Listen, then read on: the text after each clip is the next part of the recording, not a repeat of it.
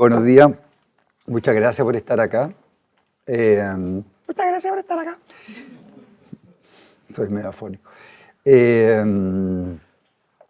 Bueno, justamente, yo tengo entre paréntesis en la presentación, muchas gracias, Alex. Yo soy del Departamento de Psiquiatría de Medicina. ¿Qué es para grabar? Ah, perfecto, ya. Yo soy del Departamento de Psiquiatría y Medicina y siempre me ha interesado, digamos, pero he tenido toda mi formación, mi trayectoria en investigación también en el ámbito de la psicoterapia. Tuvimos la suerte con Juan Pablo Jiménez de haber estado becado en Alemania. En el caso nuestro estuvimos en Ulm, que muy precozmente, digamos, tenía una mirada empírica al psicoanálisis o a la psicoterapia dinámica. Y cuando, en el caso mío, volví a Alemania, tenía mucho interés de llevar, digamos, la psicoterapia dinámica, en ese momento de psicoterapia breve, digamos, a los servicios, a las instituciones y a los servicios públicos de salud. Mi interés, digamos, de la investigación ha sido siempre el poder aprender, digamos, de la investigación para poderlo traducir a la clínica, ¿no? Yo digo que soy más bien un gaffiter de la psicoterapia porque me interesa, digamos, la investigación en cuanto lo podamos aplicar a la clínica. Así que este proceso, digamos, ¿no? de escalamiento, de traslación, ha sido algo que me ha interesado mucho. Y así como también el modelo, digamos, del Practice Oriented Research, como la idea, digamos, de aprender de la práctica cotidiana. Yo lo que voy a presentar ahora está en el marco de un proyecto FONIS, que son proyectos que son fondos que dan justamente para aplicar modelos, digamos, para aplicar modelos, no en medicina. El FONIS son los fondos de medicina. Y en este caso, entonces, nosotros queríamos aplicar el modelo que yo voy a presentar, digamos, justamente en la atención primaria. Ahora, lo que yo voy a presentar, digamos, son las investigaciones que nos han llevado, las investigaciones que trasladamos a nuestro modelo, tanto investigaciones generales que son conocidas, igual las voy a repetir, perdonen si repito algo que conocen mucho, y también voy a hablar, digamos, de las investigaciones específicas que se han hecho en MIDAP y que han aportado, digamos, a nuestro modelo. Entonces, como decía, este es un proyecto FONIS, del Fondo Nacional de Investigación y Desarrollo en Salud. Entonces, un proyecto que fue financiado por FONIS y fue financiado también en parte por MIDAP. Este es el equipo con el que logramos llevar adelante este proyecto. Entonces, los contenidos, voy a presentar algunos antecedentes, que imagino otros presentadores ya le han dado. Antecedentes en salud mental, bases del modelo que sustenta la propuesta, conocimiento acumulado internacional, que eso es lo que yo digo que ustedes conocen. Eso nos llevó a nosotros al modelo de factores comunes. Espérate, me voy a poner aquí la hora.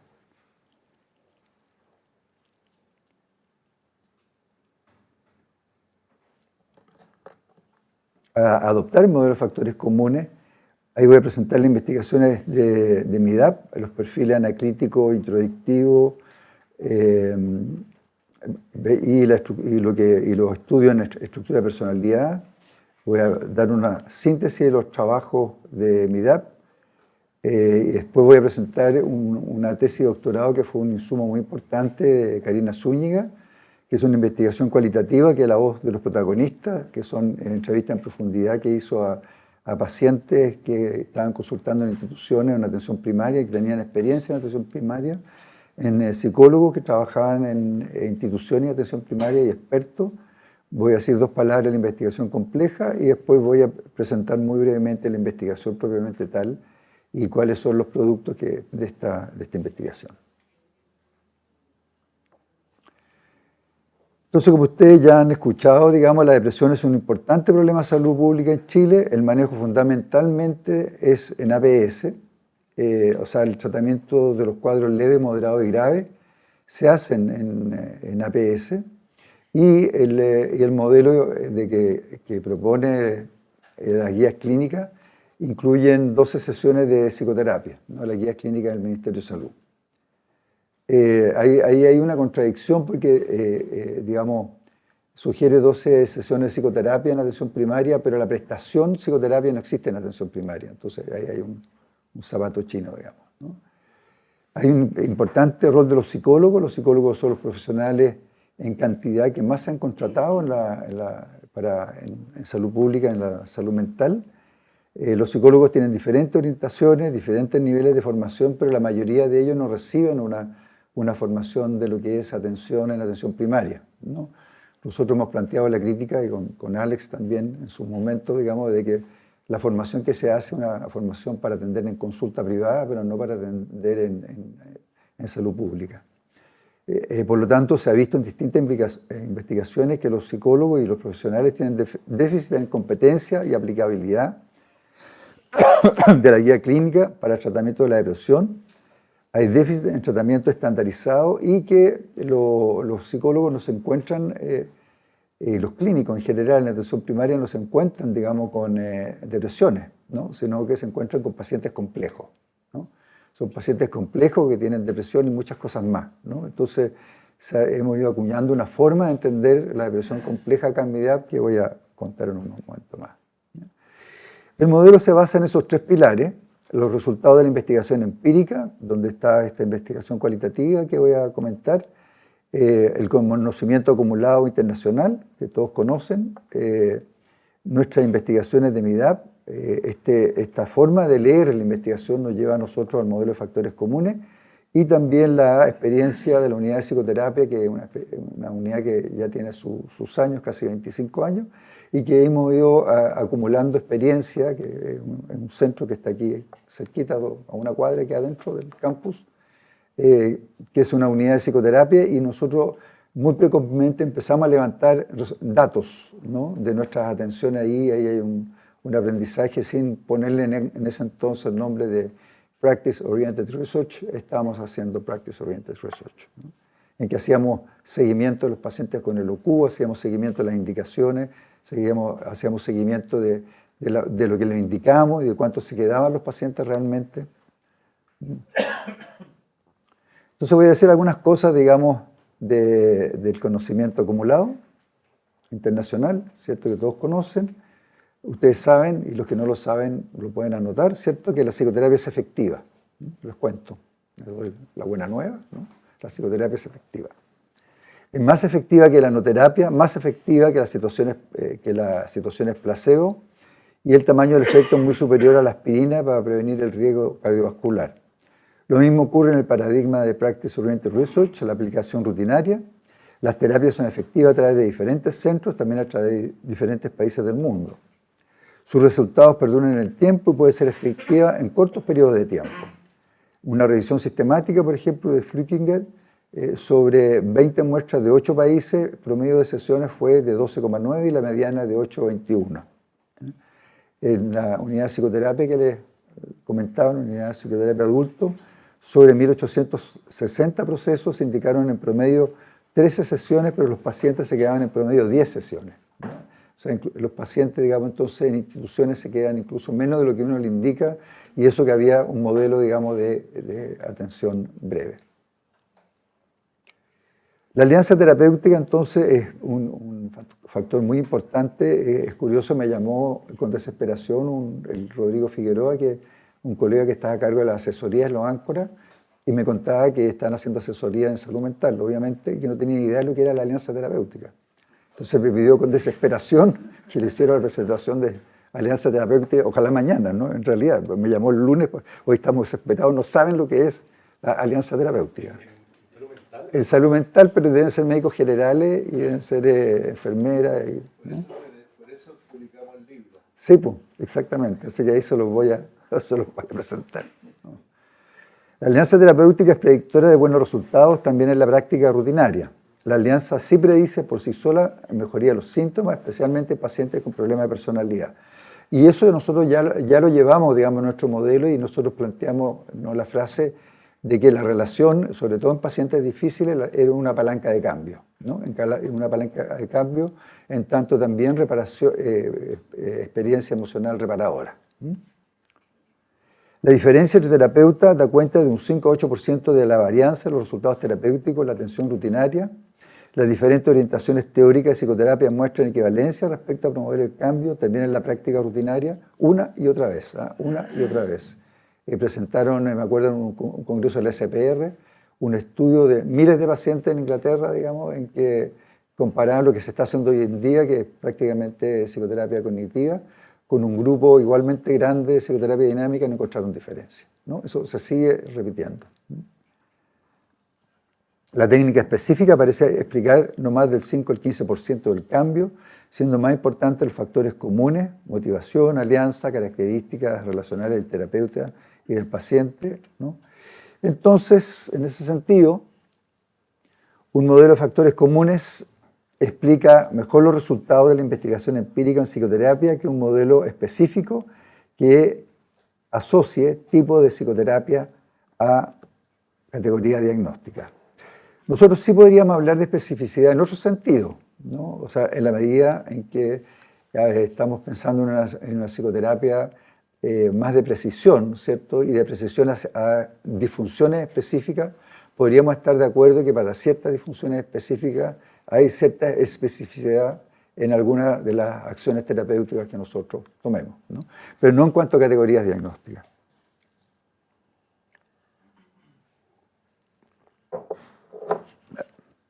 Ahí nos meteríamos en otro tema, digamos, en los tratamientos transdiagnósticos, ¿no? Y en los diagnósticos transdiagnósticos, que son de difusión.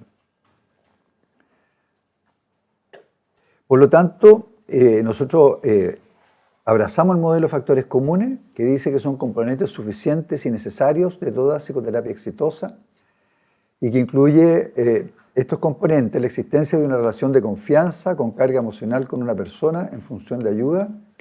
El contexto de la relación se da en un encuadre de curación, donde el consultante se presenta frente a un profesional en que confía que es capaz de proveer de ayuda y que tiene un compromiso de salud mental adaptativo con él.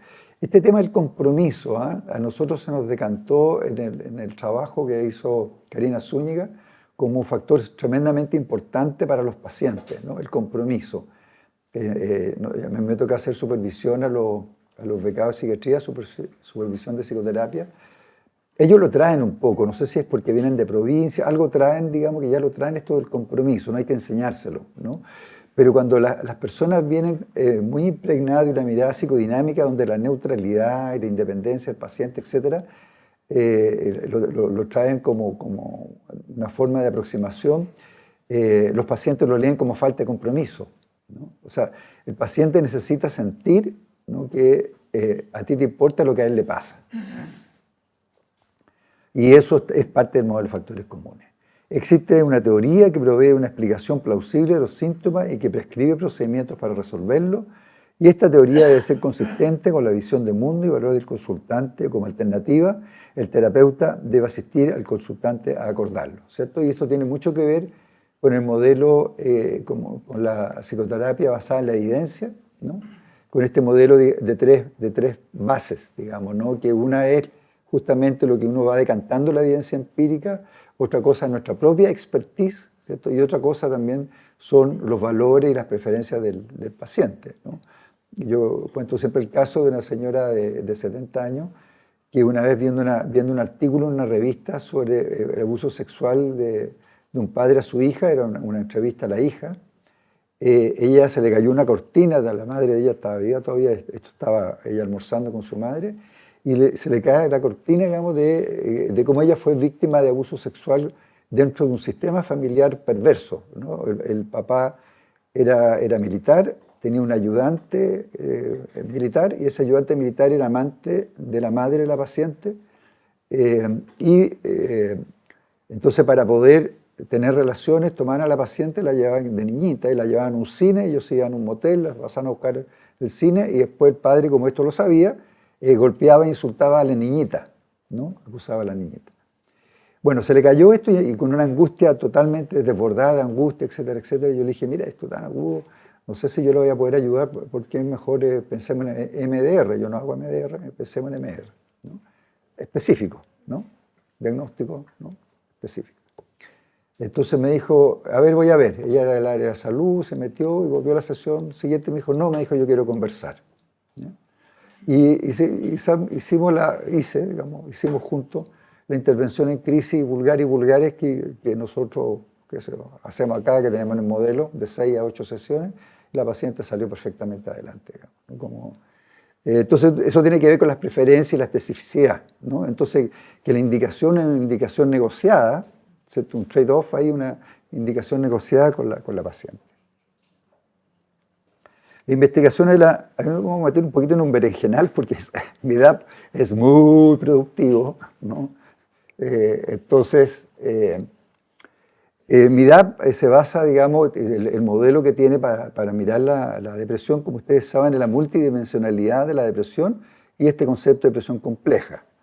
El objetivo principal de MIDAP es generar conocimiento científico basado en una comprensión multidimensional de la depresión, en interacción con la personalidad y maximizar la efectividad de las intervenciones en prevención, psicoterapia y rehabilitación, ¿no? Y ese es el concepto del informe anual que anota, digamos, el informe anual del 2021-2022. Y el 2023 propone, digamos, en 2023, de acuerdo con el objetivo científico del MIDAP, cuál es el estudio multidisciplinar de la depresión como fenómeno complejo, es decir, en su interacción con la personalidad y otras variables psicosociales, ¿no? Y MIDAP fue aprendiendo, ¿no? Se le fue decantando, fue aprendiendo la importancia de los factores sociales, ¿no? Para la depresión y para la salud mental. Se nos fue haciendo cada vez más evidente como dato duro, digamos, ¿no? Como evidencia de la investigación y dato duro. Entonces, ¿cuáles son los elementos que tomamos en cuenta para nuestro modelo y que son producto de la investigación en MIDAP? Los perfiles autocríticos y dependientes, que a lo mejor no todos lo conocen, voy a decir 2 palabras. El rol de la estructura de la personalidad, la diversidad de la infancia, los determinantes sociales, como decía, en salud mental, el suicidio y las investigaciones en proceso terapéutico. 2 palabras sobre la polaridad de la experiencia depresiva, que en su primera etapa de MIDAP fue una cosa que se estudió muy en profundidad. Ustedes saben, todos saben, ¿cierto? Podrían decir, digamos, no sé si lo han internalizado, lo tienen psicoterapeutas de 8 orientaciones, pero yo creo que a propósito de Juan Pablo, estas discusiones de la presencia del psicoanálisis en la cultura actual, etc., yo digo, y no solamente yo digo, muchos dicen, digamos, que el psicoanálisis no hay que defender, yo digo, ¿no? Que el psicoanálisis no hay que defenderlo, no es un movimiento que haya que defender, una religión que haya que defender, sino que el psicoanálisis ha impregnado el conocimiento, digamos, ¿no? La teoría del apego, sea psicoanalista o no psicoanalista, no puedes decir, oye, la teoría del apego no existe, ¿no? Como Trump dirá, no sé, pero alguien no puede decir como la teoría de la evolución, lo digo, ¿no? Porque algunos presidentes norteamericanos no creían en la teoría de la evolución. Entonces el psicoanálisis ha ido impregnando, y entre otras cosas está la idea, ¿cierto?, esto de que cuando nacemos tenemos 2 tareas fundamentales, ¿no? Una tarea es vincularnos, porque se nos va la vida en eso, y otra tarea es diferenciarnos, ¿no? Y que son vectores que van en direcciones opuestas, ¿no? O sea, un vector va en la dirección de vincularnos y otro en la de diferenciarnos. Tanto es así, digamos, que la sección 3 del DSM-5 esa es la forma en que miden el funcionamiento de personalidad en base a esos 2 factores, ¿no? Identidad, autonomía y capacidad de vincularse, intimidad, ¿ya? Entonces, esto ya lo venía planteando Freud y otros autores psicoanalíticos respecto a si estas 2 tendencias se desbalanceaban, ¿cierto? Van a haber ciertos sujetos que van a tener una mayor tendencia a relacionarse, ¿ya? Y por lo tanto, si eso es extremo, a depender, y otros sujetos van a tener una tendencia más a la autonomía, a diferenciarse, por lo tanto que su atención va a estar en ellos mismos y que van a ser entonces muy autocríticos, ¿no? A los que tendían a relacionarse se llamaron anaclíticos, de la palabra cline, de apoyarse, ¿no? Anaclíticos, y a los que tenían la tendencia anaclítico y que también la investigación empírica lo fue decantando con el constructo de dependencia, y los introyectivos que están en esta mirada de mirarse, ¿no? Y definirse, y que la investigación empírica lo ha decantado en el constructo de autocrítico, ¿ya? Entonces, la tarea vital de los anaclíticos dependientes a relacionarse, los introyectivos a establecer y mantener la entidad del self, la relación con los otros, la relación con nosotros. En el caso de los anaclíticos, de los dependientes, hay un intenso anhelo por ser amados, nutridos y protegidos. En cambio, los introyectivos autocríticos no es una prioridad establecer ni mantener adecuadas relaciones interpersonales. Los contenidos, por ejemplo, en la terapia, en el caso de los anaclíticos, hablan de sentimientos, de afectos, de relaciones. En cambio, los introyectivos hablan de la conducta manifiesta y las relaciones de causalidad, y hay un constante y severo autoescrutinio y evaluación autocrítica.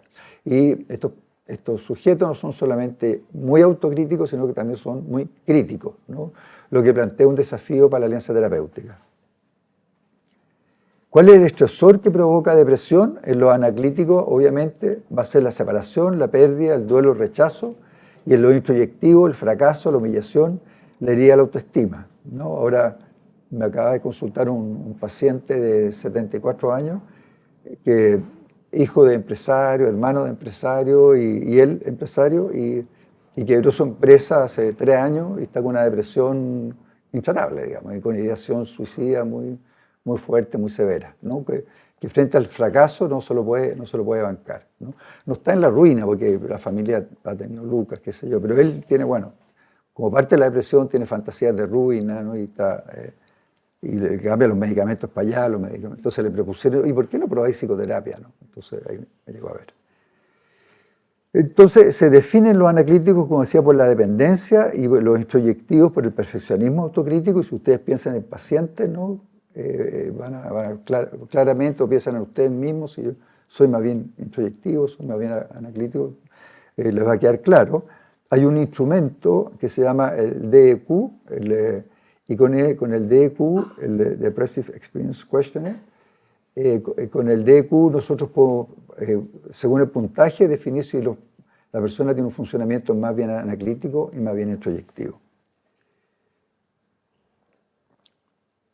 Y la otra forma que hemos trabajado, una de las formas que hemos trabajado por el equipo nuestro que ha trabajado, digamos, el tema de la estructura de personalidad y los trastornos de personalidad, ha sido de la perspectiva del OPD, que tiene una mirada dimensional sobre los trastornos de personalidad y que plantea 4 niveles, digamos, de integración de la personalidad: un nivel alto de integración, nivel medio y un nivel bajo, que son ya los trastornos de personalidad, ¿no? O sea, en la descripción del nivel bajo de integración tendríamos los pacientes de los trastornos graves y los pacientes limítrofes, ¿no? Y el nivel desintegrado, que serían las estructuras más psicóticas. Entonces, entonces la investigación que se ha realizado en MIDAP, entre otras las que yo he elegido, digamos, ¿no? La que nosotros elegimos para nuestro modelo, cherry picking, nos dirían, ¿no? Tiene que ver con estos dos modelos, ¿no? Lo interesante del OPD, que plantea funciones y subfunciones que pueden ser evaluadas separadamente, ¿no? Funciones cognitivas perceptivas, funciones de manejo, regulación, de comunicación emocional y de vínculo, ¿no? Las funciones, que ya llevo 20 minutos ya, voy a tener que apurar muchísimo. Ya, entonces se pueden evaluar separadamente la percepción de sí mismo, la percepción del otro, la autorregulación, la regulación de la relación con el objeto, etc. Y eso también es una herramienta muy útil para focalizar. Entonces, el OPD permite hacer terapias focales, ¿cierto? Focales breves, orientadas a la estructura de personalidad. Voy a ir rápido entonces, ¿no? Los primeros trabajos, ¿no? Comparaban las dos polaridades de la experiencia depresiva, anaclítica e introyectiva, ¿cierto? Este trabajo de Silva, Biological Stress Reactivity as an Index of the Two Polarities of the Experience Model. Los sujetos, por ejemplo, introyectivos, ¿no? Los sujetos autocríticos, estos no eran pacientes, eran sujetos, tienen mayor reactividad al estrés. Hay una prueba de cortisol, a un estrés social que someten al sujeto, ¿no? Que tiene que estar frente a 3 jueces que lo miran de manera impávida y tienen que presentarse ellos mismos para buscar un trabajo y después hacer unos cálculos matemáticos, ¿no? Y eso provoca una curva cortisol, ¿no? Como característica, resulta que esta curva de cortisol es mucho más alta en los introyectivos, ¿no?, que los anaclíticos. Ahora, lo interesante es que los introyectivos no tienen registro de esta mayor ansiedad, porque después tienen que contestar un instrumento donde tienen que poner la ansiedad, mientras que los anaclíticos tienen puntajes mayores y tienen un sobreregistro de la ansiedad los pacientes anaclíticos. Entonces eso es re interesante respecto a lo que te dicen los pacientes introyectivos en una sesión de terapia, digamos, ¿no?, que no van a tener mayor registro de su angustia, ¿no? Entonces también estamos hablando de componentes psicofisiológicos diferentes, ¿no?, tanto en lo introyectivo y anaclítico.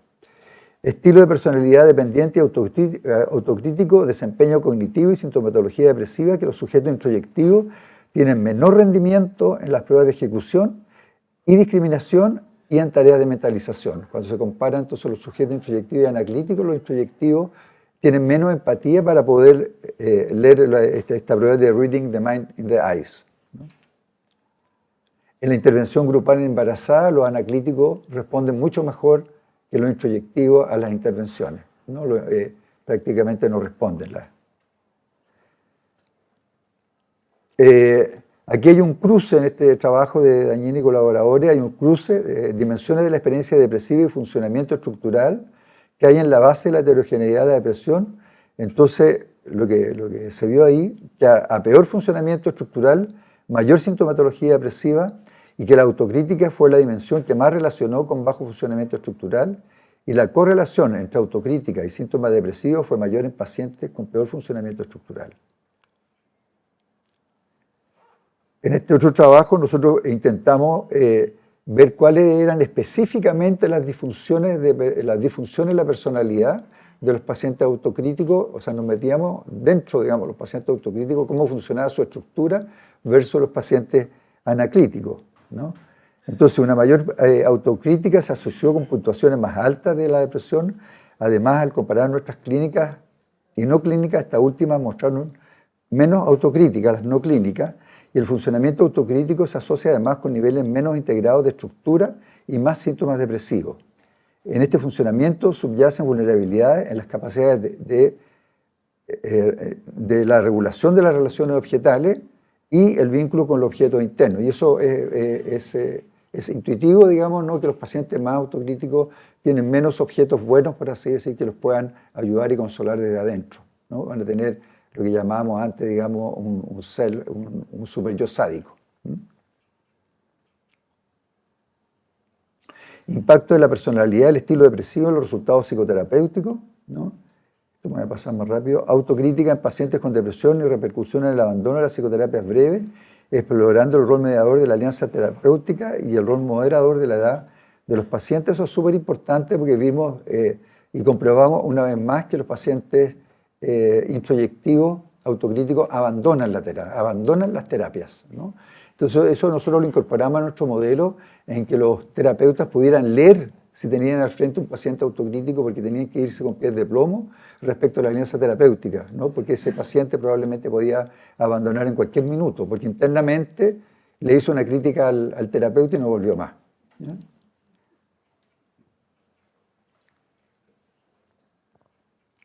Voy a ir más rápido.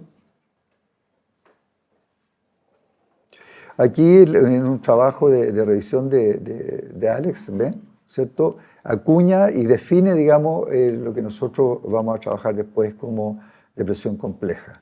Y este otro, para nosotros ha sido muy, muy importante este trabajo de Fisher, donde está Alex y otros profesionales de MIDAP, sobre paciente difícil, ¿no? ¿Qué hace difícil al paciente difícil? ¿No? Si tengo tiempo, me voy a referir a eso, ¿no?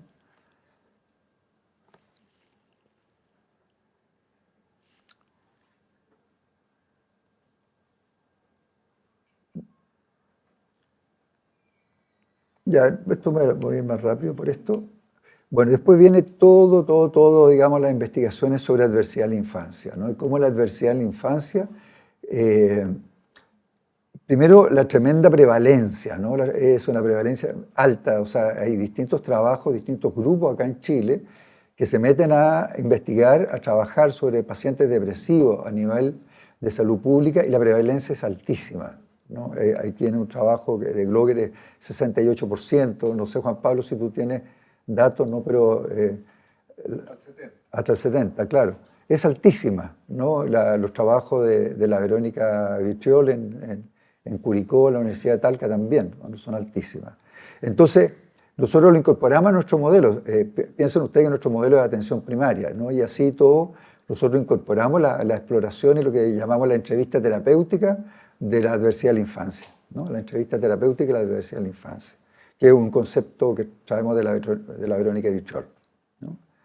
Entonces, bueno, y eso complejiza no solamente, son depresiones muchas veces recurrentes y o resistentes y también más graves, ¿no? Más complejas, que tienen más ideación suicida, que tienen más hospitalizaciones, ¿no? Esto es un decantado de todos estos trabajos que les estoy contando.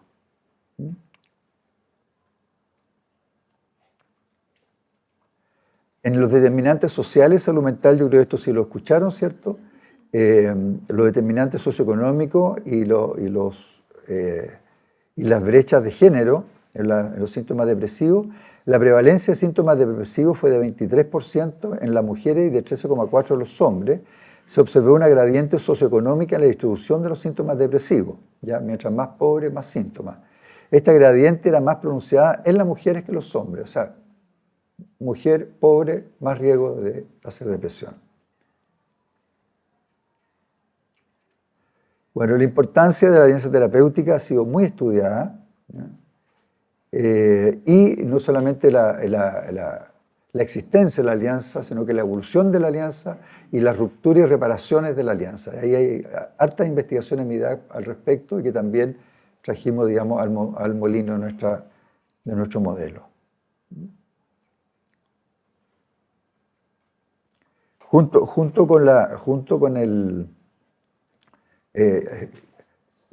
Digamos, con la alianza misma, ¿no? Aquí, por ejemplo, sobre los momentos de encuentro, ¿no? Cómo los momentos de encuentro son una especie de enzima, de buffer, digamos, ¿no? que apura, ¿no? Y que los procesos terapéuticos, ¿no? Que acelera los procesos terapéuticos. Y toda la investigación en suicidio, ¿no? Todas las investigaciones sobre factores predictores en suicidio. Por ejemplo, los factores de riesgo relevantes fueron el trastorno depresivo mayor, la mala regulación de la ira y la dificultad en las relaciones interpersonales, ¿no? Como factores de riesgo, ¿no? Después, investigaciones sobre el dolor psíquico en el suicidio, ¿no? Esto lo hizo Morales, la Susana Morales con el doctor Barro. La Susana Morales parte de nuestro equipo, ¿cierto?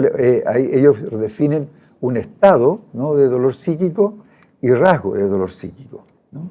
El estado lleva a sufrimiento, por ejemplo, tiene sufrimiento insoportable, soledad, vacío, desesperanza, ese estado, ¿no? Pero también rasgos como la alexitimia, ¿no? Como dificultades interpersonales crónicas, impulsividad, ¿no? Como rasgos.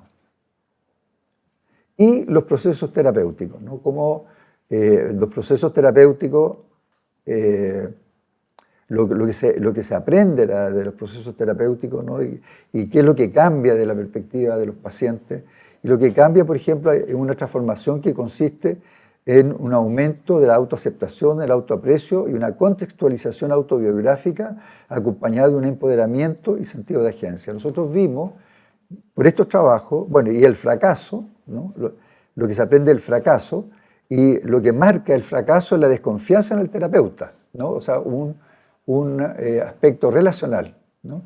Es la desconfianza en el terapeuta y la terapia que se instala en las primeras etapas y lo que llevaba a los pacientes a que tuvieran una actitud poco receptiva y no colaboradora. Percibieron a su terapeuta como distante, falto de interés y que no los comprendía, que perdía el foco, que no los comprendía y que perdía el foco. O sea, justamente lo que es el no compromiso, ¿no? Y que no entregaban nueva información, porque los pacientes no van a un psicoanálisis, digamos, ¿no? Lo digo esto porque en muchas quejas que recogimos en nuestras investigaciones, pero que ustedes han escuchado, y ustedes que han trabajado en salud pública, los pacientes dicen, era un psicólogo que era puro hablar y hablar, ¿no? Entonces, y esa es la misma queja que hay acá. Entonces, aquí están las investigaciones de Karina, ¿cierto? Que el objetivo de ella era explorar las competencias psicoterapéuticas para el manejo de la depresión y la depresión compleja en contexto institucional desde la perspectiva de pacientes, psicólogos y expertos. Entrevistó a 8 expertos, ¿no? Que les preguntó qué competencia debería tener un psicólogo que trate de depresión, considerando el contexto de atención. Voy a cambiar los lentes. APS, a los pacientes se les preguntó qué esperan de la atención psicológica y de su futuro psicólogo o psicóloga, qué sería para ellos un psicólogo con competencias, y a los psicólogos qué competencias han desarrollado y han sido útiles o necesitan, ¿no? Y los resultados se clasificaron en conocimiento, competencias técnicas, competencias interpersonales y actitud, y competencias profesionales y de la persona al terapeuta. Entonces los expertos hablaron de conocimiento, habilidades técnicas interpersonales, ¿no? Plantearon que había que saber sobre depresión y comorbilidades, saber quiénes son los usuarios, ¿no? Cuál es el contexto de vulnerabilidad de los usuarios en atención primaria, manejo de los rasgos autocríticos, como hemos conversado, y la visión negativa, y también el saber reparar la relación, ¿no? Entonces eso significa tener competencia para poder diagnosticar una ruptura, ¿no? Un impasse, una ruptura de la alianza y poderla reparar. Los terapeutas hablaron de conocimiento, habilidades técnicas interpersonales, que necesitaban más background teórico, querían saber algo de farmacología y pensaban ellos que había que ser activo en el vínculo, o sea, aprendieron en base a porrazos, decimos en Chile, de que había que ser activo en el vínculo. Lo digo porque en los testimonios que leíamos contaba una anécdota de un paciente que se había parado y se había ido con un portazo, digamos, ¿no? Y él se dio cuenta que había sido muy pasivo, digamos, ¿no? Entonces, a la sesión siguiente se volvió a repetir la interacción y él le dijo, oye, ya, mira, yo sé que tú te quieres ir, tienes mucha rabia, yo me quedé frustrado, ¿por qué no te quedas y conversamos, ¿no? Entonces se puso activo y fue a buscar, digamos, al paciente, ¿no? De esa manera. Ser flexible en el uso de herramientas, obvio, ¿no? Y los pacientes, entonces, ellos necesitan un terapeuta que intervenga, que sea acogedor, que inspire confianza y que sea comprometido, ¿no? Ahí estamos de nuevo con el tema del compromiso. El Zoom, en la perspectiva, esto es un decantado de las categorías, ¿cierto? El resumen del paciente, expectativa de la atención psicológica, las características de la atención, que tenga una terapia que no sea solo ir a hablar y hablar, ¿no? Ahí lo tienen. Que dure lo necesario para sentirme mejor, con una expectativa sobre el psicólogo, con un profesional que interviene, ¿no? Que acoge, que es comprometido con el paciente, ¿no? Y que ayuda a salir adelante, ¿no? Lo que se desglosa en comprender el porqué, ¿no? Y eso fue para nosotros un hallazgo contraintuitivo, que los pacientes a nivel de salud pública y pacientes a nivel de APS quieren saber por qué me deprimo, ¿no? Quieren saber por qué tengo esta desgracia, por qué me pasa esto, ¿no? Desarrollar recursos, ¿cierto? Y manejo de emociones y autoestima. Entonces lo que ellos quieren, los pacientes, ¿cierto? De una perspectiva psicodinámica, es una terapia expresiva de apoyo, ¿no? Quieren una terapia expresiva en el sentido de saber el por qué. Acuérdense que una psicoterapia expresiva transita por el dolor. Entonces el por qué significa ir a las experiencias traumáticas, ¿ya? Entonces quieren saber el por qué, ¿no? Es lo más expresivo, lo doloroso, ¿cierto? Pero también quiero desarrollar recursos, y esas son intervenciones de apoyo, ¿no? Esas son intervenciones de BT si es necesario, mindfulness si es necesario, grounding, etcétera, etcétera. Quieren tener recursos, ¿no? Para poder enfrentar. Entonces quieren una psicoterapia expresiva de apoyo. Hay convergencia, digamos, entre los tres estamentos, pacientes, terapeutas, expertos, adaptar las técnicas de intervención a la necesidad del paciente, ser culturalmente sensible para intervenir, focalizar en metas y objetivos terapéuticos, ¿no? Y nosotros tenemos toda una sección de nuestros módulos, digamos, dedicados a focalizar, ¿no? Focalizar en en conflicto, trauma, focalizar en estructura. Capacidad para ayudar al paciente a comprender el porqué de la depresión, ¿no? Eso es algo que quieren los pacientes, algo que encuentran importante los terapeutas y los expertos. Capacidad para trabajar en la regulación emocional y la autoestima. Eso lo ven los pacientes, y eso hay que informarle, digamos, a los terapeutas, y por eso tenemos nosotros aquí en nuestro modelo, digamos, herramientas al respecto. Aquí habían algunos testimonios.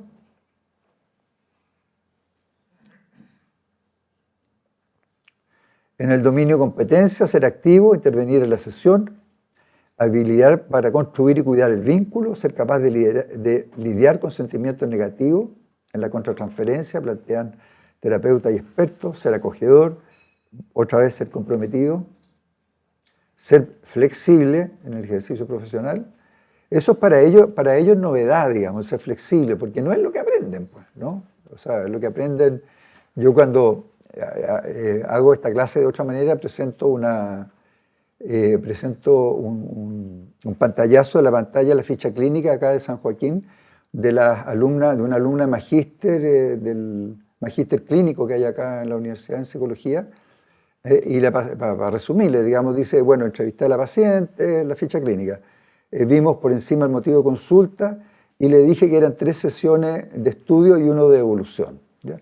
Esa paciente que llega a San Joaquín acá, porque paga un bono FONASA, son 7.000 pesos, que son $7, digamos, ¿no? Paga 7.000 pesos, el metro le sale casi ida y vuelta, le sale 1.500 pesos, no va a venir 3 sesiones a contar su historia y una cuarta para que le digan lo que va a pasar, ¿no? O sea, a la segunda, 5 minutos, ya. Entonces, la pregunta fue, ¿cuál es la aceptabilidad de un programa de entrenamiento en competencia psicoterapéutica de carácter semipresencial, esto fue B-Learning, para mejorar el manejo de la depresión y depresión compleja por parte de psicólogos que trabajan en APS? Esa era la pregunta de investigación. El objetivo era desarrollar y pilotar un programa de entrenamiento en competencia psicoterapéutica, formato B-Learning, para mejorar el manejo de la depresión y depresión compleja dirigido a psicólogos que trabajan en APS. Este es el esquema, digamos, del paciente difícil, que decantaron Fisher y colaboradores, y que el paciente resulta difícil por distintas causas, ¿no? Uno, por las características propias del paciente, le hace, por ejemplo, comorbilidad, trastorno de personalidad, etc.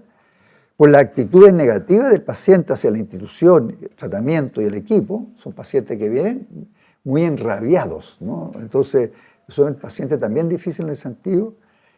Pacientes que vienen de un contexto difícil, de vulnerabilidad, pero también el contexto donde se trabaja es un contexto difícil, y todo eso tiene un efecto negativo en el terapeuta, lo que hace que el paciente sea más difícil, ¿no? Estos son los aspectos, digamos, de la depresión compleja, ¿no? Que tomamos en cuenta: la comorbilidad, la historia de trauma, la disfunción de personalidad, el estilo autocrítico dependiente, el riesgo suicidio y el contexto de vulnerabilidad.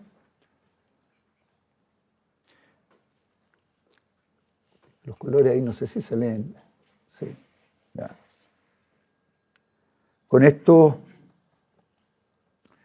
nosotros hicimos la investigación, ¿cierto? Que la primera parte era desarrollar un modelo de competencia, construimos un protocolo preliminar, a eso lo sometimos a una validación en Delphi, 7 expertos fueron viendo los contenidos, los objetivos y nos fueron dando sugerencias que las fuimos incorporando, digamos, hasta que sacamos una edición del protocolo piloto. Eso lo subimos a un sistema de curso, digamos, a una plataforma de e-learning como un entrenamiento piloto.